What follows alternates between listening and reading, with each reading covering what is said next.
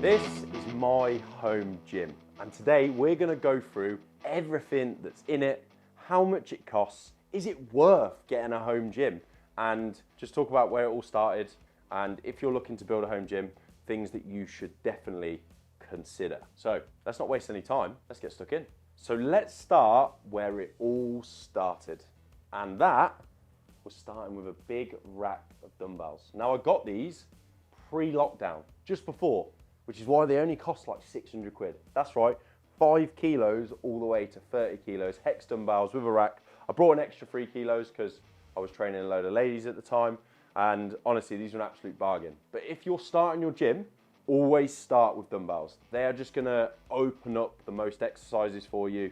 And the biggest thing I wanna get forward in this video is you don't have to start with everything.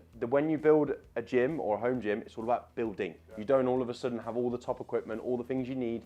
You start with what you can get by with at the start, and then it evolves as it goes. And dumbbells is the best place to start. All right, so we started off with a set of dumbbells. We then also got an air bike, mainly because I was in this like huge functional fitness sort of place. I still love an air bike, and I just thought, you know what, I want one of these in my gym. Plus, when I was coming in and starting off my home gym, it was massively to grow my PT business. This is where I first started PTing people, and I thought an air bike was just a great piece of kit to get people warming up on, and it was great to actually do some finishes at the end of sessions and make it just a little bit different. So got an air bike. It was around like 675, I think it was. So not too expensive. But then I also got a adjustable bench as well. Not too expensive. Like the best, like bench just makes everything simple. You can do, you know, Bulgarian split squats, bench press, shoulder press. You're just opening up again a lot of movements that you need and you're going to be able to do with your dumbbells. So main ones that I started off with, along with my just favorite piece of equipment. And by the way, if you think the Rogue rack is sexy just like I do, make sure you destroy that like button. I had to have a Rogue rack in my gym. Like again, I was going through my little functional fitness CrossFit era, and I just had to have a Rogue piece of equipment. And so this was obviously a bit more expensive than it needed to be. Rogue is one of the best brands for equipment probably in the fitness industry. So you're paying a bit of a premium. Costs like £900, I believe, or around that. It's one of the racks where you can literally fold it in and out on the wall in case I actually wanted this for more room. You know, I'll be honest, I got it. I've never folded it in once. Like, it's just a faff, so I never do. And it's also got a nice pull-up bar at the start as well, which makes, you know, obviously essential if you want to be doing your pull-ups. Like, I just think every gym should be having a pull-up bar. By the way, if you're wondering the grand total of how much all of this costs, we're going to go through it at the end, so make sure you stick around. I actually started training when I was 14. I'm now 27, so just to give you an idea, I've literally been training for 13 years. My dad brought me this power bar when I was 14 for Christmas, and it's still there. And this is where I actually started doing all of my lifting. And then with building a gym, I was like, I need bumper plates. You know, I just think bumper plates are so much easier to use and user-friendly for most gym goers now. I did have some big iron plates, which we're gonna move over to here. These, look at them, the old trusties, the old rusties as I call them, look at them. They've been around for ages, and I swear to God, they feel heavier. Every gym goer knows this. Iron plates just feel heavier, mate. I don't know what it is, but they do. And this is where it all started, but I did buy some bumpers. I think these, if I'm correct, were roughly about £600 as well. I later on brought another barbell because I was getting tired of this old thing, but basically I ended up buying bumpers as well. The old plyometric box. I got this at initially the start as well. So that was what I originally started off with. Like very, very basic stuff, very free weight bias, but it meant I could do plenty of training myself.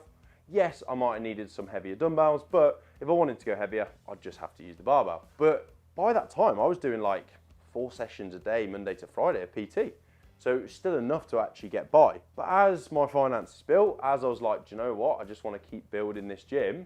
That's when I started to bring other things involved. We then moved into my next piece of amazing equipment, which was a lovely ski erg. I mean, I just love this. I think this was about $750. You know, when you see in gyms, they roll on the rollers, they cost a bit of an extra, but that was $750. Worth it, love it, one of my favorite pieces of equipment. I already actually had battle ropes, so I forgot to mention that. Very, very cheap battle ropes, I'll be honest. Like, costing you less than 100 quid, and it's just super effective for doing a bit of cardio work. I added things like a weighted vest. I then got a specific hip thrust box. You know, all these little additions, to be honest, aren't that expensive, but they just massively make the gym feel a little bit more like a gym. I also then got a nice dip attachment for the lovely rack. Again, just to include another exercise. This was only looking, I think, about 70 quid. In the end, it's just adding these little additions. Now, there was another thing, because I felt like this gym was massively free weight dominant, that I added in. And that was my lovely pulley machine. Now, before this, I had, you know them ones you can attach to a bar and you just pull the weight, and it's super simple. It costs you like 20 quid off Amazon. I eventually was like, do you know what? I want a proper cable machine. And that's exactly what it got. Now, this is quite a special one. This is from Prime Strength. What I love about this, if I can actually get this attachment off, there we go, is you actually have got 2 pulleys on here. So most gyms are only 1 pulley. So you kind of got a bit of another level of what you can take exercise, and it's just great to have in a gym where you might be limited with not only the amount of weight you can put on it, but also just some of the exercise you can do with just a single pulley. So I can still do things like chest flies, you know, rear delt flies, just opened up a new level of exercises. And yeah, this was quite expensive, this one. I feel like this cost near to 800 quid. But it was well worth it because it just made training so much better. Again, little additions. I did actually get 2 kettlebells at the start. Then I got a heavier one to add an addition.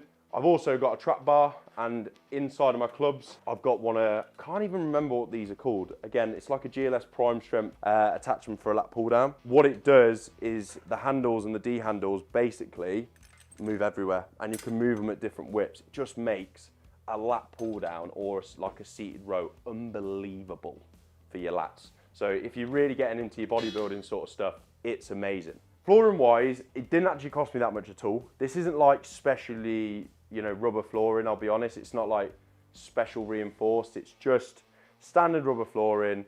Cost me a few hundred quid, and it's done the job ever since. So that's the gym. Realistically, price wise, grand total, in this gym now, brand new, all that stuff's probably going to cost you about 6 grand, brand new. Okay, if I sold it like secondhand, it's probably going to be half of that price realistically. But for the investment of being a PT myself and training people, like, it was so worth it. I mean, how much money I've made just from doing hourly rate sessions from out of here, you know, it's amazing. Realistically, it's probably going to cost me 2 months now. If I did full PT back in here, it'd probably cost me 2 months to get that 6 grand back. It's not a lot at all. So what an if for a business. If you're genuine PT, look into doing a home gym, so much better. Now, let's talk about what most people care about. What's it actually like for personal use? I loved a home gym at the start. This is where I built my body, like from when I was in school to where I've been the last couple of years. But as the years have progressed on, as I've worked more from home and, you know, gym has become more of just a thing that I do, and I have moved out of the home gym. And this is something I want everyone to take into account when you're looking to invest. Like for me now, fitness is, I enjoy being social with it. You know, I enjoy going out the house. I enjoy going and seeing people in the gym, having a coffee while I'm there, you know, doing other activities, just being in an environment with a few more machines where I can be a bit more versatile with equipment. That is something that I do really like. However, a gym at your home, if you can afford the luxury, is still amazing, because if you've got a really busy day, you can just nip in here for half an hour. Everything's there. Put your own music on as well, out loud. Don't have to flip and worry about what the gym's playing. Like, you can just get things done. So on that front, it's so worth it. And it's an amazing thing to do, but there is no real excuse for not getting to the gym if you've got a home gym. But as I said, if you are that person that likes to go out and be social, and you might find being in your home gym quite lonely, then maybe it's not the right thing for you. As I said, the overall cost initially, 6 grand, okay? It's quite a big cost, that. Let's say the average salary in the UK is 36K, which I actually think it is. You know, you're talking about 1/6 of your annual income before tax. So realistically, that's a lot of money to invest, right? But as I said, it's over time. It doesn't have to be in the first year. But then let's just think about how much if you paid for a premium gym membership, all right, at let's say like a Nuffield, a Virgin, somewhere that there's going to be a decent gym at, it's quite social. You're probably going to pay realistically, on average, depending where you are in the UK, £50 to £60 a month. All right, we times that by 12, you're looking at £600 a year. Now, in order to get your money back from that, after 10 years is when you're starting to see a financial return on a home gym. So, what does that say? Is this the financial decision to do? I'll be honest, probably not. Realistically, I'll be serious with you. Unless you're looking to genuinely build a business out of it, a bit like I did, it's not worth a financial gain. What it is worth is making your life a lot more simple, reducing traveling costs, reducing time costs, which, to be fair, don't come into the opportunity cost of paying for a gym every month. So actually, you might get your actual money back, time back, and low stress a bit more. But that's the maths. Take what you want from that information. I hope I've given an honest review here of really what it's like having a home gym. I flipping love my home gym, but for what it's done for me, it's been absolutely amazing. And I do think if you've got the finances, if you've got the space, you will never regret it. All right, I hope you enjoyed this video. A bit of a different one. On to the next one.